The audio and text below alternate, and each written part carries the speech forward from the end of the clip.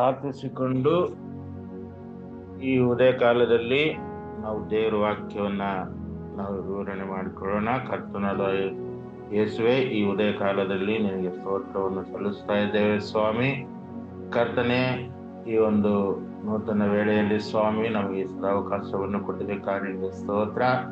ಕರ್ತನೆ, ನಮ್ಮೊಟ್ಟಿಗೆ ನೀವು ಮಾತನಾಡು ಮತ್ತು ಕೇಳುವಂತ ಅನೇಕ ನಿನ್ನ ಸೇವಕರುಗಳನ್ನು, ಅನೇಕ ವಿಶ್ವಾಸಿಗಳನ್ನು ಅವರು ಮತ್ತು ಎಲ್ಲ ಮಕ್ಕಳನ್ನು ಕೂಡ ಕರ್ತನೆ ನೀನು ಆಶೀರ್ವಾದ ಮಾಡು, ನಿನ್ನ ಕೃಪೆಯಿಂದ ತುಂಬಿಸಿ ಬಲಪಡಿಸಿ ಎಂಬುದಾಗಿ ಸ್ವಾಮಿ ನಾವು ಪ್ರಾರ್ಥನೆ ಮಾಡ್ತಾ ಇದ್ದೇವೆ. ಈ ಒಂದು ಸ್ವಾಮಿ ಉದಯ ಕಾಲದ ನೂತನ ವೇಳೆಯಲ್ಲಿ ನಮಗೆ ಈ ಸದಾವಕಾಶವನ್ನು ಕೊಟ್ಟಿದ್ದಕ್ಕಾಗಿ ನಿನಗೆ ಸ್ತೋತ್ರ. ಯೇಸುವಿನ ಹೆಸರಲ್ಲಿ ಪ್ರಾರ್ಥಿಸಿ ಬೇಡುವಂತಿದ್ದೇವೆ ತಂದೆಯೇ, ಆಮೆನ್. ಕರ್ತನಲ್ಲಿ ಪ್ರೀತಿಯುಳ್ಳವರೇ, ಈ ದಿವಸದಲ್ಲಿ ಉದಯ ಕಾಲದಲ್ಲಿ ನಾವು ನೋಡುವಾಗ ನಾವು ದೇವರ ವಾಕ್ಯವನ್ನ ಧ್ಯಾನ ಮಾಡಿಕೊಳ್ಳುವ ಹಾಗೆ ಇವತ್ತಿನ ದಿವಸದಲ್ಲಿ ನಾವು ಮುಖ್ಯವಾದಂತ ಒಂದು ವಿಷಯ ಏನಪ್ಪಾ ಅಂದ್ರೆ ಮನುಷ್ಯ ಕುಮಾರನ ಆಗಮನ ಎಂಬತಕ್ಕಂಥ ಇವತ್ತಿನ ತಲೆಯ ಬರಹ ನಮಗೆ ಕೊಡಲ್ಪಟ್ಟಿದೆ. ಮಕ್ಕಳ ಸತ್ಯವೇದ ಅಧ್ಯಾಯ ಭಾಗ ಕುಷ್ಠರೋಗಿಗಳು ಮತ್ತು ಶುಭ ಸುದ್ದಿ ಎಂಬುದ 2 ಅರ್ಥಗಳು 7ನೇ ಅಧ್ಯಾಯದಲ್ಲಿ. ಮತ್ತು ಬಾಯಿಪಾಠ ವಚನವನ್ನು ನಾವು ನೋಡುವಾಗ, ಆ ದಿನಗಳ ಸಂಕಟವು ತೀರಿದ ಕೂಡಲೇ ಸೂರ್ಯನು ಕತ್ತಲಾಗುವನು, ಚಂದ್ರನು ಬೆಳಕು ಕೊಡದೆ ಇರುವನು, ನಕ್ಷತ್ರಗಳು ಆಕಾಶದಿಂದ ಉದುರುವವು, ಆಕಾಶದ ಶಕ್ತಿಗಳು ಕದಲುವವು. ಮತ್ತಾಯನ ಬರೆದ ಸುವಾರ್ತೆ 24ನೇ ಅಧ್ಯಾಯ ಇವತ್ತಿನ ದಿವಸದಲ್ಲಿ ನಮಗೆ ಕೊಡಲ್ಪಟ್ಟಂತ ವೇದ ಭಾಗ ವಾಕ್ಯವು ಮತ್ತಾಯನ ಬರೆದ ಸುವಾರ್ತೆ 24ನೇ ಅಧ್ಯಾಯ 29ನೇ ವಚನದಿಂದ 35ನೇ ವಚನದವರೆಗೂ ನಾವು ಧ್ಯಾನ ಮಾಡಿಕೊಳ್ಳೋಣ. ಈ ಒಂದು ವಿಷಯವನ್ನ ತಿಳಿದುಕೊಳ್ಳೋದಕ್ಕಿಂತ ಮುಂಚಿತವಾಗಿ ನಾವು ನೋಡುವಾಗ, ನಾವು ಕೆಲವು ವಚನಗಳನ್ನ ನಾವು ಹಿಂದಕ್ಕೆ ನಾವು ಹೋಗುವಾಗ ಅಲ್ಲಿ ಏನಂದ್ರೆ, ಆದರೆ ಆ ದಿನಗಳಲ್ಲಿ ಬಸುರಿಯರಿಗೂ ಮೊಲೆಕೂಸಿರುವ ಹೆಂಗಸರಿಗೂ ಆಗುವ ಕಷ್ಟವನ್ನು ಏನು ಹೇಳಲಿ, ಮಹಾ ಸಂಕಟ ಉಂಟಾಗುವುದರಿಂದ ನಿಮ್ಮ ಪಲಾಯನವು ಸಬ್ಬತ್ ದಿನದಲ್ಲಿ ಆಗಬಾರದೆಂದು ಪ್ರಾರ್ಥನೆ ಮಾಡಿರಿ. ಮತ್ತು ಇನ್ನು ಇಲ್ಲಿ ಕೆಲವು ಕಡೆ ನೋಡಿದ ಏನಪ್ಪ ಅಂದ್ರೆ, ಆ ದಿನಗಳಲ್ಲಿ ಯಾರಾದರೂ ನಿಮಗೆ ಇಗೋ ಕ್ರಿಸ್ತನು ಇಲ್ಲಿದ್ದಾನೆ ಅಲ್ಲಿದ್ದಾನೆ ಎಂದು ಹೇಳಿದ್ರೆ ನಂಬಬೇಡ್ರಿ. ಮತ್ತು ಇಲ್ಲಿಗೆ ನಾವು ನೋಡ್ತಾ ಇದ್ದೇವೆ ಏನಪ್ಪಾ ಅಂದ್ರೆ, ಮುಂಚಿನ ಒಂದು ದಿನಮಾನಗಳಲ್ಲಿ ಅಂದ್ರೆ ಆ ದಿನಗಳಲ್ಲಿ ಇರುವಂತ ಅನೇಕ ಸಂಕಟಗಳನ್ನ ನಮಗೆ ದೇವರು ಪುನರಾವರ್ತಿಸ್ತಾರೆ. ಅದಕ್ಕೆ ಇವತ್ತಿನ ಕ್ರಿಸ್ತನ ಪುನರಾವರ್ತನೆ ಎಂಬುದಾಗಿ ನಾವು ನೋಡ್ತಾ ಇದ್ದೀವಿ. ಅಲ್ಲಿ ಸ್ಕ್ರೀನ್ ಮೇಲೆ ಕೂಡ ಹಾಕಲ್ಪಟ್ಟಿದೆ, ಕ್ರಿಸ್ತನ ಪುನರಾವರ್ತನೆ ಎಂಬುದಾಗಿ. ಇದರಲ್ಲಿ ಯುಗದ ಅಂತ್ಯ ಮತ್ತು ದೇವರ ವಾಗ್ದಾನಗಳ ನಿತ್ಯತೆ ಬಗ್ಗೆ ನಾವು ಇಲ್ಲಿ ನೋಡ್ತಾ ಇದ್ದೇವೆ. ಮತ್ತೆ 24ನೇ ಅಧ್ಯಾಯ 29ರಿಂದ 35ನೇ ವಚನದಲ್ಲಿ ನಾವು ನೋಡ್ತಾ ಇದ್ದೇವೆ.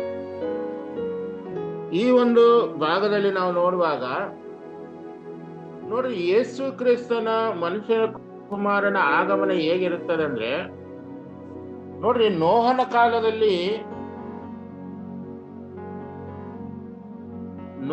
ಕಾಲದಲ್ಲಿ ಹೇಗೆ ಇತ್ತೋ ಹಾಗೆ ಮನುಷ್ಯ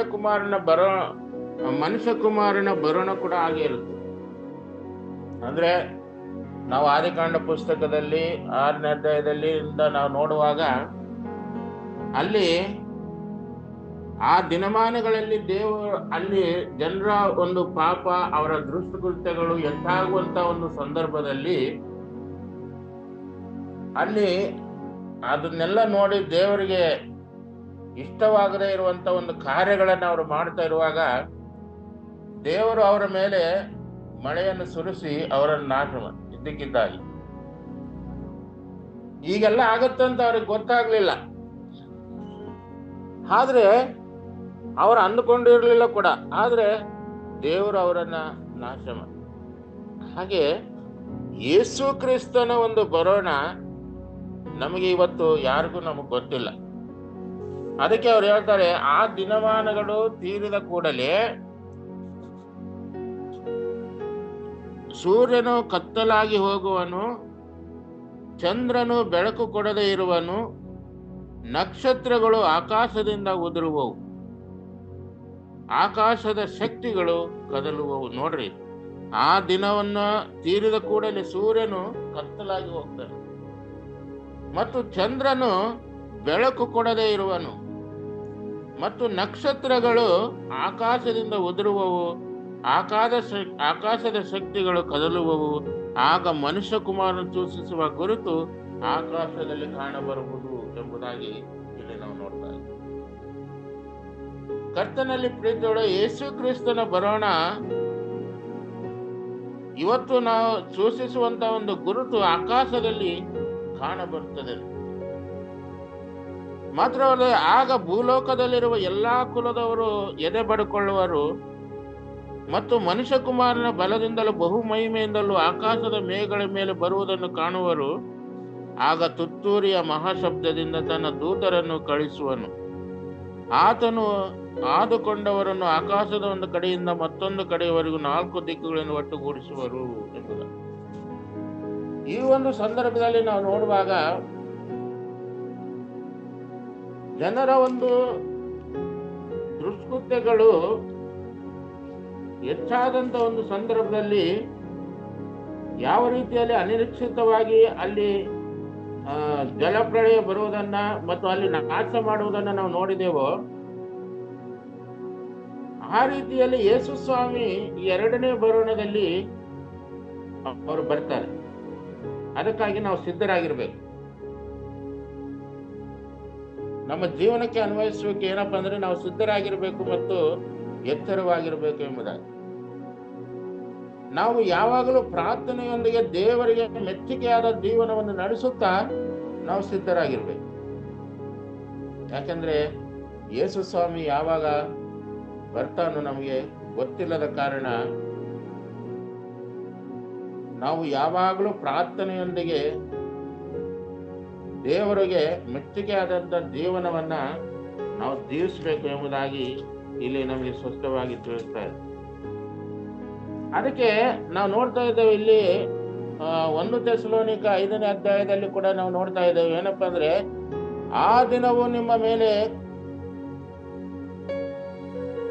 ಆ ದಿನವು ಕಳ್ಳನಂತೆ ನಿಮ್ಮ ಮೇಲೆ ಬರತಕ್ಕದ್ದಲ್ಲ. ನೀವು ಕತ್ತಲೆಯಲ್ಲಿರುವವರಲ್ಲ, ನೀವೆಲ್ಲರೂ ಬೆಳಕಿನವರು ಹಗಲಿನವರು ಆಗಿದ್ದೀರಷ್ಟೇ.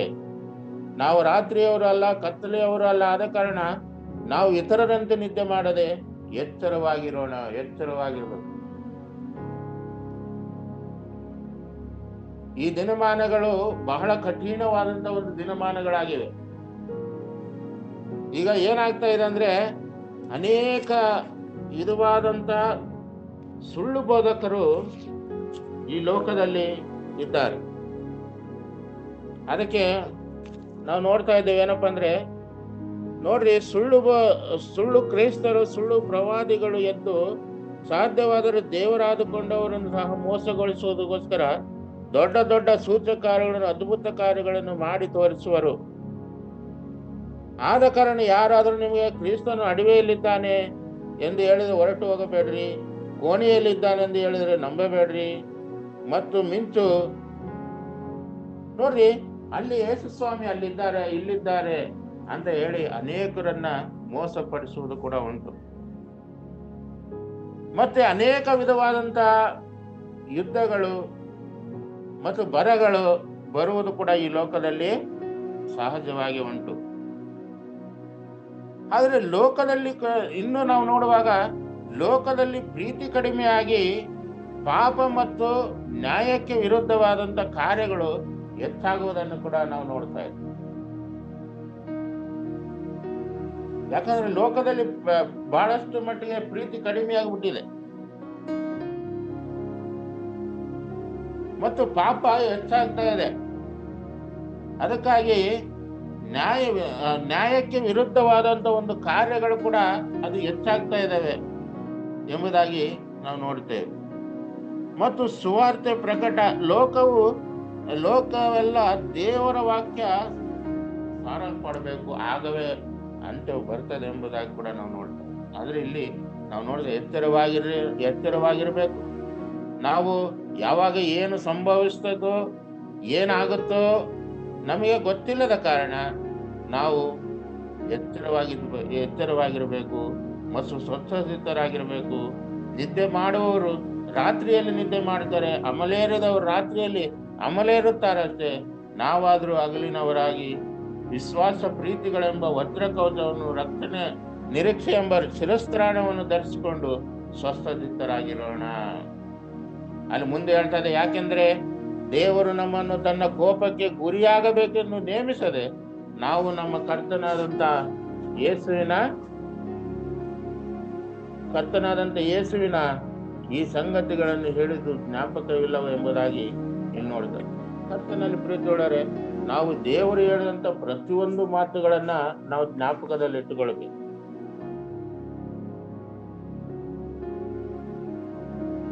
ಅವರ ವಾಕ್ಯಗಳನ್ನ ಧ್ಯಾನಿಸುತ್ತಾ ಪ್ರತಿಯೊಂದು ಸಂದರ್ಭದಲ್ಲಿ ಸಿದ್ಧರಾಗಿ ನೋಡ್ರಿ. ಯೇಸು ಸ್ವಾಮಿಯ ಒಂದು ಮನುಷ್ಯ ಕುಮಾರನ ಒಂದು ಆಗಮನ ಹೆಂಗಿರುತ್ತದೆ ಅಂದ್ರೆ, ನಾವು 32ನೇ ವಚನದಿಂದ ನಾವು ನೋಡುವಾಗ, ಅಂಜೂರದ ಮರದ ಒಂದು ದೃಷ್ಟಾಂತದಿಂದ ಬುದ್ಧಿ ಕಲಿಯಿರಿ. ಅದರ ಕೊಂಬೆ ಇನ್ನು ಎಳೆಯದಾಗಿದ್ದು ಎಲೆ ಬಿಡುವಾಗ ಬೇಸಿಗೆ ಹತ್ತಿರವಾಯಿತೆಂದು ತಿಳ್ಕೊಳ್ಳುತ್ತೀರಲ್ಲ, ಹಾಗೆ ನೀವು ಸಹ ಇದನ್ನೆಲ್ಲ ನೋಡುವಾಗ ಆ ದಿನವೂ ಹತ್ತಿರವಾಗಿದೆ ಅಂತ ತಿಳ್ಕೊಳ್ರಿ. ನೋಡ್ರಿ, ನಾವು ಅನೇಕ ಸಂದರ್ಭ ನಾವು ನೋಡ್ತಾನೆ ಇರ್ತೀವಿ, ಪ್ರತಿ ವರ್ಷನೂ ನಾವು ನೋಡ್ತಾ ಇರ್ತೀವಿ. ಬೇಸಿಗೆ ಪ್ರಾರಂಭ ಆಗೋಕ್ಕಿಂತ ಮುಂಚಿತವಾಗಿ ಎಲ್ಲಾ ಒಂದು ಗಿಡ ಮರಗಳು ಮತ್ತು ಎಲ್ಲಾ ವಿಧವಾದಂತ ಹೊಸದಾಗಿ ಚಿಗುರು ಹಾಕುವುದನ್ನ ನಾವು ನೋಡ್ತಾ ಇರ್ತೇವೆ. ಹಾಗೆ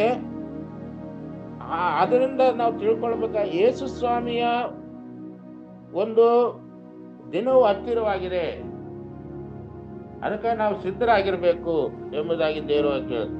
ಆ ದಿನವು ಹತ್ತಿರವಾದ ಬಾಗಿಲಲ್ಲಿ ಅದೇ ಎಂದು ತಿಳ್ಕೊಳ್ಳಿರಿ.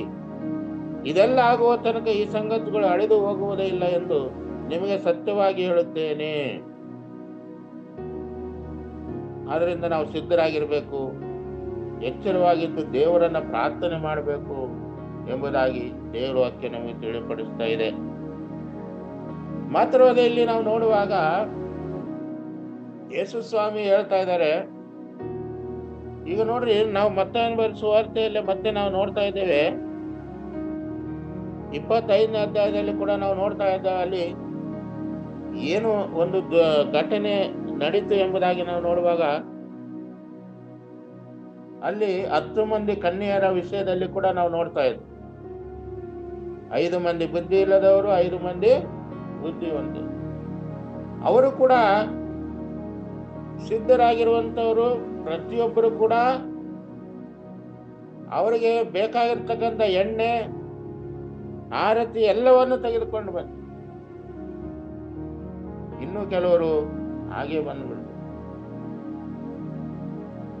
ನೋಡ್ರಿ, ಯೇಸು ಸ್ವಾಮಿ ಬರ್ತಾರಂತಂದ್ರೆ ರೆಡಿ ಇರ್ಬೇಕು ನಾವು. ಎಷ್ಟೋ ದೇವ್ರ ವಾಕ್ಯ ನಮಗೆ ಸಾರಲ್ಪಡ್ತಾ ಇದೆ, ಎಷ್ಟೋ ದೇವರ ವಾಕ್ಯದಿಂದ ನಮಗೆ ಎಚ್ಚರಿಸ್ತಾನೆ ಇರ್ತಾರೆ ದೇವರು. ಯಾವುದೇ ದುಷ್ಟಕೃತ್ಯಕ್ಕೆ ನಾವು ಹೋಗದೆ ದೇವರ 2ನೇ ಬರೋಣಕ್ಕಾಗಿ ನಾವು ಸಿದ್ಧರಾಗಿರ್ಬೇಕು ಅಂತ ಹೇಳಿ ದೇವರ ವಾಕ್ಯ ನಮಗೆ ಪ್ರತಿನಿತ್ಯ ಎಚ್ಚರಿಸ್ತಾ ಇರ್ತದೆ. ಆದ್ರೂ ಕೂಡ ನಾವು ಗ್ರಹಿಸಿಕೊಳ್ಳದೆ ಅನೇಕ ಸಂದರ್ಭದಲ್ಲಿ ನಾವು ಮೋಸಕ್ಕೆ ಒಳಗಾಗಿ ಅನೇಕ ಪಾಪದ ಕಾರ್ಯಗಳನ್ನು ಮಾಡುತ್ತಾ ಈ ದಿನಮಾನಗಳಲ್ಲಿ ನಾವು ಜೀವಿಸ್ತಾ ಇರ್ತೀವಿ.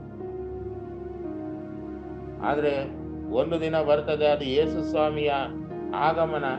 ಆ ಯೇಸು ಸ್ವಾಮಿಯ ಒಂದು ಆಗಮನದಲ್ಲಿ ನಾವೆಲ್ಲರೂ ಕೂಡ ಸೇರ್ಕೊಳ್ಳಬೇಕು.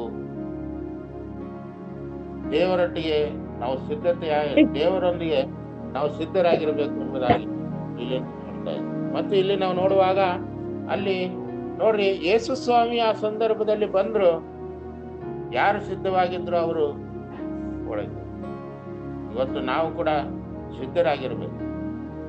ಯೇಸು ಸ್ವಾಮಿ ಯಾವಾಗ ಪ್ರತ್ಯಕ್ಷವಾಗ್ತಾರೋ ಯಾವಾಗ ಬರ್ತಾರೋ ನಮಗೆ ಗೊತ್ತಿಲ್ಲದ ಕಾರಣ ನಾವು ಎಚ್ಚರಿಕೆಯಿಂದ ಇರಬೇಕು ಎಂಬುದಾಗಿ ದೇವರ ವಾಕ್ಯ ನಮಗೆ ಹೇಳ್ತಾ ಇದೆ. ಕರ್ತನಲ್ಲಿ ಪ್ರೀತಿಯುಳ್ಳವರೇ, ನೋಡಿ,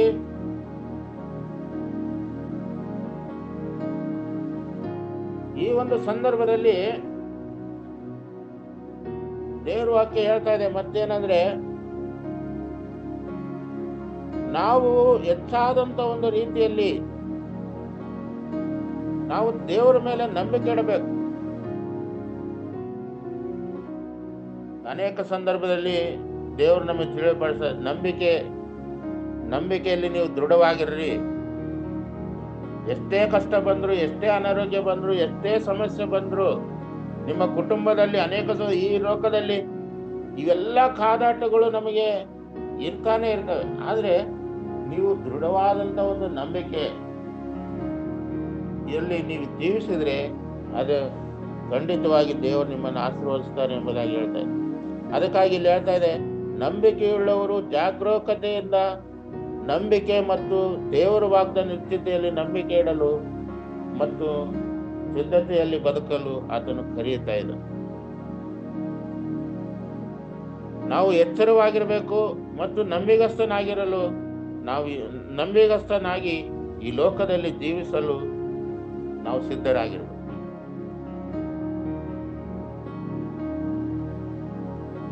ಆದ್ರಿಂದ ಕರ್ತನಲ್ಲಿ ಪ್ರೀತಿಯುಳ್ಳವರೇ, ಮುಂದೆ ನಾವು ನೋಡುವಾಗ ಮಿಷನರಿ ಜೀವಿತ ಒಂದು ಚರಿತ್ರೆಯನ್ನು ನಾವು ನೋಡುವಾಗ ಡಾಕ್ಟರ್ ಪಾಲ್ ವಿಲ್ಸನ್ ಬ್ರಾಂಡ್ ಇವರು ಜುಲೈ 17, 1914, ಜುಲೈ 8, 2003 ಇವರು ಜನಿಸಿದಂತ ಮತ್ತು ಮರಣಿಸಿದಂತ ಒಂದು ದಿನವಾಗಿದೆ. ಇವರು ಬಂದ್ಬಿಟ್ಟು ಡಾಕ್ಟರ್ ಪಾಲ್ ವಿಲ್ಸನ್ ಬ್ರಾಂಡ್ ಒಬ್ಬ ಬ್ರಿಟಿಷ್ ಮೂಳೆ ಶಸ್ತ್ರಚಿಕಿತ್ಸಕರಾಗಿರ್ತಾರೆ. ಇವರು ವೈದ್ಯಕೀಯ ಸುವಾರ್ತೆಯಾಗಿದ್ದು ಸೇವಕರಾಗಿರ್ತಾರೆ ಮತ್ತು ಕುಷ್ಠರೋಗಿಗಳಲ್ಲಿ ಒಂದು ಕ್ರಾಂತಿಯನ್ನ ಉಂಟು ಮಾಡಿದಂತ ಒಬ್ಬ ವ್ಯಕ್ತಿ ಕೂಡ ಇವರಾಗಿರ್ತಾರೆ. ಭಾರತದಲ್ಲಿ ಜನಿಸಿ ನಂತರ ಅವರು ವೆಲ್ಲೂರಿನ ಕ್ರೈಸ್ತ ವೈದ್ಯಕೀಯ ಕಾಲೇಜಿನಲ್ಲಿ ಅವರು ಸೇವೆ ಸಲ್ಲಿಸುವಂತ ವ್ಯಕ್ತಿಯಾಗಿದ್ದಾರೆ ಮತ್ತು ಅಲ್ಲಿ ಕೊಳೆಯುವಿಕೆ ಅಲ್ಪ ನರಗಳ ಅಂದ್ರೆ ಅವರು ಕಂಡುಹಿಡಿತಾರೆ. ಏನಂದ್ರೆ ಈ ಕುಷ್ಠರೋಗದ ವಿರೂಪಗಳಿಗೆ ಕೊಳೆಯುವಿಕೆ ಅಲ್ಲ, ನರಗಳ ಹಾನಿಯ ಕಾರಣ ಎಂದು ಅವರು ಕಂಡುಹಿಡಿಯುವುದನ್ನ ಇಲ್ಲಿ ನಾವು ನೋಡ್ತಾ ಇದ್ದೀವಿ. ಪುನರ್ನಿರ್ಮಾಣ ವಿಧಾನಗಳನ್ನು ಅಭಿವೃದ್ಧಿ ಪಡಿಸಿದಂತ ಒಬ್ಬ ವ್ಯಕ್ತಿ ಇವರಾಗಿರ್ತಾರೆ ಮತ್ತು ಅವರು ಸಹಾನುಭೂತಿಯ ಆರೈಕೆಯು ಅಸಂಖ್ಯಾತ ಜೀವಿಗಳಿಗೆ ಘನತೆಯನ್ನು ಪುನಃ ಸ್ಥಾಪಿಸಿದರು. ಅವರ ಒಂದು ನಂಬಿಕೆಯು ಅವರನ್ನು ಗುಣಪಡಿಸುವ ಕೆಲಸವನ್ನು ದೇವರ ಸೇವೆಯಾಗಿ ಮಾರ್ಪಡಿಸಿದರು. ಇವರ ಒಂದು ನಂಬಿಕೆ ಏನಿದೆಯಲ್ಲ, ಅದು ದೇವರ ಒಂದು ಸೇವೆಯನ್ನ ಮಾಡಬೇಕು ಎಂಬುದಾಗಿ ಅವರ ಒಂದು ಮಾರ್ಗದರ್ಶನವಾಯಿತು ಎಂಬುದಾಗಿ ಇಲ್ಲಿ ನಾವು ನೋಡ್ತೇವೆ. ನೋಡಿ, ಕುಷ್ಠರೋಗಿಗಳ ಮಧ್ಯದಲ್ಲಿ ಇವರು ಸೇವೆಯನ್ನು ಸಲ್ಲಿಸುವಂತವರಾಗಿದ್ದಾರೆ. ಇವರು ಹೆಚ್ಚಾದಂತ ಒಂದು ರೀತಿ ಅವರು ನಂಬಿದಂತ ಒಂದು ಮುಖ್ಯ ಒಂದು ವಿಷಯ ಏನಪ್ಪ ಅಂದ್ರೆ, ಅವರು ದೇವರಲ್ಲಿ ನಂಬಿಕೆ ಇಟ್ಟಿದ್ದಾರೆ. ದೇವರಲ್ಲಿ ನಂಬಿಕೆ ಇಟ್ಟು ಯಾವುದೇ ಕಾರ್ಯ ಮಾಡಿದ್ರು ದೇವರ ಮೇಲೆ ವಿಶ್ವಾಸವನ್ನಿಟ್ಟು ಈ ಕಾರ್ಯವನ್ನ ಅವರು ಸಾಧಿಸುವಂತ ಒಬ್ಬ ವ್ಯಕ್ತಿ ಇವರಾಗಿದ್ದಾರೆ. ಇವರ ಒಂದು ಜೀವಿತದಲ್ಲಿ ಅವರಿಗೆ ಅನೇಕ ಕಷ್ಟಗಳಿರ್ಬೋದು, ಸಮಸ್ಯೆಗಳಿರ್ಬೋದು, ಅನೇಕ ತೊಂದರೆಗಳು ಬಂದಿರಬಹುದು. ಆದ್ರೆ ದೇವರ ಮೇಲೆ ಇಟ್ಟಿರುವಂತ ಒಂದು ನಂಬಿಕೆ ಅವರು ದೃಢವಾಗಿ ಇಟ್ಟಿದ್ರು ಎಂಬುದಾಗಿ ನಾನು. ಅದರಿಂದ ಅವರ ಸೇವೆ ಒಂದು ಉನ್ನತವಾಗಿ ಒಂದು ಮಾರ್ಗದರ್ಶನವಾಯಿತು ಎಂಬುದಾಗಿ ನಾವು ನೋಡ್ತಾ ಇದ್ದೀವಿ. ಆದ್ರಿಂದ ಕರ್ತನಲ್ಲಿ ಪ್ರೀತಿಯುಳ್ಳವರೇ, ನಾವು ಯೇಸು ಸ್ವಾಮಿಯ ಬರೋಣ ಯಾವಾಗ ಬರುತ್ತದೋ ನಮಗೆ ಗೊತ್ತಿಲ್ಲ. ಅದಕ್ಕೆ ಇಲ್ಲಿ ಮುಂದೆ ನಾವು ನೋಡ್ತಾ ಇದ್ದೇವೆ, ಇದಲ್ಲದೆ ಆ ದಿನದ ವಿಷಯವು ಆ ಗಳಿಗೆಯು ತನ್ನ ತಂದೆಯೊಬ್ಬನಿಗೆ ತಿಳಿಯುವುದೇ ಹೊರತು ಮತ್ತಾರಿಗೂ ತಿಳಿಯದು, ಪರಲೋಕದಲ್ಲಿರುವ ದೂತರಿಗೂ ತಿಳಿಯದು. ಯಾರಿಗೂ ಗೊತ್ತಿಲ್ಲ, ಪರಲೋಕದಲ್ಲಿ ಇರುವಂತ ದೂತರಿಗೂ ಕೂಡ ತಿಳಿಯದು, ಮಗನಿಗೂ ತಿಳಿಯದು. ನೋಹನ ದಿವಸಗಳು ಹೇಗಿದ್ದವೋ ಹಾಗೆ ಮನುಷ್ಯಕುಮಾರನ ಪ್ರತ್ಯಕ್ಷತೆಯು ಇರುವುದು. ನೋಡ್ರಿ, ಹೇಗೆಂದರೆ ಜಲಪ್ರಳಯಕ್ಕೆ ಮುಂಚಿನ ದಿನಗಳಲ್ಲಿ ನೋಹನು ನಾವೆಯಲ್ಲಿ ಸೇರಿದ ದಿನದ ತನಕ ಉಣ್ಣುತ್ತಾ ಕುಡಿಯುತ್ತಾ ಮದುವೆ ಮಾಡಿಕೊಳ್ಳುತ್ತಾ ಇದ್ದು ಪ್ರಳಯದ ನೀರು ಬಂದು ಎಲ್ಲರನ್ನು ಬಡ್ಕೊಂಡು ಅಂತೆ ಮನುಷ್ಯ ಕುಮಾರನ ಪ್ರತ್ಯಕ್ಷ ಕಾಲದಲ್ಲಿ ಇರುವುದು ಅದೇ ರೀತಿಯಲ್ಲಿ ಇರ್ತದೆ. ಆದ್ರಿಂದ ನಾವು ಎಚ್ಚರಿಕೆ ಆಗಿರೋಣ. ದೇವರನ್ನು ಕಂಡುಕೊಂಡಂತ ನಾವು ನಂಬಿಕೆಯುಳ್ಳವರಾಗಿ ಸಿದ್ಧರಾಗಿರೋಣ. ದೇವರು ವಾಕ್ಯಗಳ ಮುಖಾಂತರವಾಗಿ ನಿಮ್ಮ ಕುಟುಂಬಗಳನ್ನು ಆಶೀರ್ವದಿಸಲಿ. ಆಮೇಲೆ ಪ್ರಾರ್ಥನೆ ಮಾಡಿಕೊಳ್ಳೋಣ. ನಮ್ಮನ್ನು ಬಹಳವಾಗಿ ಅತ್ಯಧಿಕವಾಗಿ ಪ್ರೀತಿ ಮಾಡಿದಂಥ ನಮ್ಮ ಪರಲೋಕ ತಂದೆಯಾದ ದೇವರೇ, ಈ ನೂತನ ವೇಳೆಯಲ್ಲಿ ಸ್ವಾಮಿ ನಾವು ಎಚ್ಚರವಾಗಿರಬೇಕು ಮತ್ತು ಸಿದ್ಧರಾಗಿರಬೇಕು ಮತ್ತು ಎಂಬುದಾಗಿ ಸ್ವಾಮಿ ನಮಗೆ 2 ವಿಷಯದಲ್ಲಿ ಮತ್ತು ನಾವು ನಂಬಿಕೆ ಉಳ್ಳವರಾಗಿ ಕೂಡ ನಾವು ಜೀವಿಸಬೇಕು ಎಂಬತಕ್ಕಂಥ ವಿಷಯವನ್ನ ನಮಗೆ ತಿಳಿಯಪಡಿಸಿದಕ್ಕಾಗಿ ನಿನಗೆ ಸ್ತೋತ್ರ ಸ್ವಾಮಿ. ನಿನ್ನ ಒಂದು 2ನೇ ಬರೋಣ ಯಾವಾಗ ಆಗುತ್ತೋ ಮತ್ತು ಅದು ಯಾವಾಗ ಬರುತ್ತೋ ಅದು ನಮಗೆ ಗೊತ್ತಿಲ್ಲ. ಆದರೆ ನಮ್ಮೆಲ್ಲರಿಗೂ ಒಂದು ಸದಾವಕಾಶವನ್ನು ಕೊಟ್ಟಿದ್ದಿ. ಈ ದಿನಮಾನಗಳಲ್ಲಿ ನಿನ್ನ ವಾಕ್ಯವನ್ನು ಕಂಡುಕೊಂಡು ನಾವು ಯಾವುದೇ ಪಾಪದ ಕಾರ್ಯಗಳಿಗೆ ನಾವು ಒಳಪಡದಂತೆ ಎಚ್ಚರವಾಗಿದ್ದು ನಾವು ಪ್ರಾರ್ಥನೆ ಮಾಡಬೇಕು. ಮತ್ತು ಸ್ವಾಮಿ ನಿನ್ನ ಶಿಷ್ಯರಿಗೂ ಕೂಡ ಅದನ್ನೇ ನೀವು ಕಲಿಸ್ಕೊಟ್ಟಿರೋದು ಸ್ವಾಮಿ. ಎಚ್ಚರವಾಗಿದ್ದು ನೀವು ಪ್ರಾರ್ಥನೆ ಮಾಡ್ರಿ ಎಂಬುದಾಗಿ ಸ್ವಾಮಿ. ಆದ ಕಾರಣ ನಾವು ಕೂಡ ಇವತ್ತಿನ ದಿನಮಾನಗಳಲ್ಲಿ ಎಚ್ಚರವಾಗಿದ್ದು ನಾವು ಸೋಮಾರಿತನಗಳ ದಿನದಿಂದ ಜೀವಿಸದೆ ಸ್ವಾಮಿ ಎಚ್ಚರವಾಗಿದ್ದು ನಿನ್ನನ್ನು ಪ್ರಾರ್ಥಿಸಿ ಬೇಡುವಂತೆ ನಮಗೆ ನೀನು ಸಹಾಯ ಮಾಡು. ಮತ್ತು ಸ್ವಾಮಿ ನಮಗೆ ಈ ಲೋಕದಲ್ಲಿ ಅನೇಕ ಕಷ್ಟಗಳು, ಅನೇಕ ಸಮಸ್ಯೆಗಳು, ಅನೇಕ ತೊಂದರೆಗಳು, ಅನೇಕ ಬಾಧೆಗಳು ನಮಗೆ ಇದ್ರೂ ಕೂಡ ಸ್ವಾಮಿ ಇದರ ಮಧ್ಯದಲ್ಲಿ ನಾವು ದೃಢವಾದಂಥ ಒಂದು ವಿಶ್ವಾಸ, ದೃಢವಾದಂಥ ಒಂದು ನಂಬಿಕೆ ನಾವು ನಿನ್ನ ಮೇಲೆ ಇಟ್ಟು ಜೀವಿಸಲಿಕ್ಕಾಗುವಂತೆ ನಮಗೆ ನೀ ಸಹಾಯ ಮಾಡು. ಕರ್ತನೇ, ವಿಶೇಷವಾಗಿ ಈ ಕೂಟದಲ್ಲಿ ಪಾಲ್ಗೊಂಡಿರುವಂಥ ಪ್ರತಿಯೊಬ್ಬ ಸಹೋದರ ಸಹೋದರಿಯರನ್ನು ಮತ್ತು ಅನೇಕ ದೈವ ಸೇವಕರುಗಳನ್ನು ನೀನು ಆಶೀರ್ವಾದ ಮಾಡು. ಯಾರಿಗೂ ಯಾವ ಕಷ್ಟ, ಯಾವ ಸಮಸ್ಯೆ, ಯಾವ ತೊಂದರೆ ಇದೆಯೋ, ಯಾವ ಅನಾರೋಗ್ಯ ಇದೆಯೋ ಎಲ್ಲದರಿಂದ ಕೂಡ ನೀನು ಬಿಡುಗಡೆಯನ್ನು ಕೊಡು ಎಂಬುದಾಗಿ ಸ್ವಾಮಿ ನಾನು ಪ್ರಾರ್ಥನೆ ಮಾಡುವಂತವನಾಗಿದ್ದೇನೆ. ಮಾತ್ರವಲ್ಲದೆ ಸ್ವಾಮಿ ವಿಶೇಷವಾಗಿ ಕರ್ತನೆ ಪ್ರತಿಯೊಬ್ಬರ ಕುಟುಂಬವನ್ನು ನೀನು ಆಶೀರ್ವಾದ ಮಾಡು. ಕರ್ತನೆ, ನಿನ್ನ ಸುವಾರ್ಥ ಸೇವೆಯು ಈ ಲೋಕದ ಅಂತ್ಯದವರೆಗೂ ನೀನು ಸಾರಲ್ಪಡಬೇಕು ಸ್ವಾಮಿ. ಆಗವೇ ಅಂತ್ಯವು ಬರುತ್ತದೆ ಎಂಬುದಾಗಿ ನೀನು ಹೇಳ್ತಾ ಇದ್ದೀವಿ ಸ್ವಾಮಿ. ಹೌದು ಕರ್ತನೆ, ಈ ಲೋಕದಲ್ಲಿ ನಿನ್ನ ಸುವಾರ್ಥ ಸೇವೆ ಇನ್ನು ಅನೇಕರು ಕಂಡುಕೊಳ್ಳಬೇಕಾಗಿದೆ ಸ್ವಾಮಿ. ಇನ್ನು ಅನೇಕರಿಗೆ ನಿನ್ನ ಸುವಾರ್ಥ ಸೇವೆ ಮುಟ್ಟಬೇಕಾಗಿದೆ ಸ್ವಾಮಿ. ಹಾಗೆ ಕರ್ತನೆ, ನಿನ್ನ ಸುವಾರ್ಥ ಸೇವೆ ಮುಟ್ಟಲಿಕ್ಕಾಗುವಂತೆ ನೀನು ಸಹಾಯ ಮಾಡು. ಅನೇಕರು ನಿನ್ನ ವಾಕ್ಯಗಳನ್ನು ಕೇಳಬೇಕು, ನಿನ್ನನ್ನು ಧ್ಯಾನ ಮಾಡಬೇಕು, ನಿನ್ನನ್ನು ಕೊಂಡಾಡಬೇಕು ಸ್ವಾಮಿ, ನಿನ್ನನ್ನು ಮಯಪಡಿಸಬೇಕು. ಹಾಗೆ ನೀನು ಸಹಾಯ ಮಾಡಬೇಕೆಂಬುದಾಗಿ ನಾವು ಬೇಡಿಕೊಳ್ತಾ ಇದ್ದೇವೆ. ಕರ್ತನೆ, ಈ ನೂತನ ವೇಳೆಯಲ್ಲಿ ನಿನ್ನ ವಾಕ್ಯಗಳನ್ನು ಸ್ವಾಮಿ ಹೇಳುವಂತೆ ಮತ್ತು ಅನೇಕರು ನಿನ್ನ ವಾಕ್ಯಗಳನ್ನು ಕೇಳುವಂತೆ ನೀ ಸಹಾಯ ಮಾಡಿಕೊಟ್ಟಿದ್ದಕ್ಕ ನಿನಗೆ ಸ್ತೋತ್ರ. ನೀನೇ ಆಶೀರ್ವಾದ ಮಾಡು, ನಿನ್ನ ಕೃಪೆಯಿಂದ ತುಂಬಿಸು, ನೀನೇ ಸಹಾಯಕನಾಗಿದ್ದು ನೀನು ನಡೆಸಬೇಕೆಂಬುದಾಗಿ ನಾವು ಪ್ರಾರ್ಥನೆ ಮಾಡ್ತಾ ಇದ್ದೇವೆ. ನಮ್ಮ ಮುಖ್ಯಸ್ಥರುಗಳನ್ನು ನೀನು ಆಶೀರ್ವಾದ ಮಾಡು, ಅವ್ರಿಗೊಳ್ಳೆ ಆರೋಗ್ಯ ಕೊಡು, ಬಲ ಕೊಡು, ಜ್ಞಾನ ಕೊಡು ಮತ್ತು ಇನ್ನೂ ಅತ್ಯಧಿಕವಾದಂಥ ನಿನ್ನ ಸೇವೆಯಲ್ಲಿ ಪಾಲ್ಗೊಳ್ಳುವಂಥ ಭಾಗ್ಯವನ್ನು ಕರ್ತನೆ ನೀನು ಅನುಗ್ರಹಿಸಬೇಕೆಂಬುದಾಗಿ ನಮ್ಮ ಪ್ರಭು ರಕ್ಷಕನು, ನಮ್ಮ ಒಡೆಯನು ಮತ್ತು ಕುಮಾರನೂ ಆದಂಥ ಯೇಸುವಿನ ನಾಮದಲ್ಲಿ ಪ್ರಾರ್ಥನೆ ಬೇಡುವಂತಿದ್ದೇವೆ ತಂದೆ. ಆಮೇಲೆ